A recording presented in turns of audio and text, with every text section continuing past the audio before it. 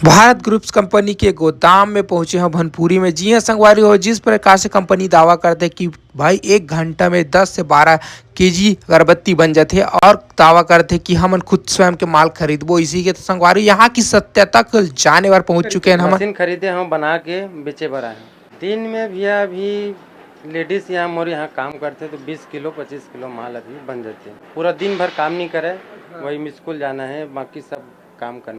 53 रुपये किलो में कच्चा मटेरियल यहाँ से लेता 73 रुपये किलो में बेचता। कितना महीना में कितना कमा लेते हैं? अभी मशीन लिए भी 20 दिन हुए हैं, समझा तुम लग 2 बार माल बेचे 200 केजी, 4000 के मुनाफा हुआ।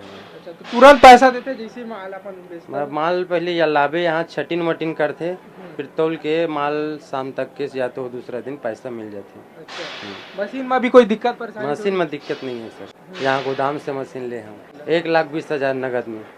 महिला 12-15 हज़ार 20,000 घर बैठे अपन आराम से कद को आराम से कमाही, तब वो 15,000 महीना कमा ले। 15 मिनट बैठ के हम खुद चेक करें संगवारी हो कि जो है कितना बनते, तो 3 केजी के लगभग बनी से संगवारी हो। तो यदि मशीन खरीदना चाहता तो दिए नंबर में कांटेक्ट कर सकते।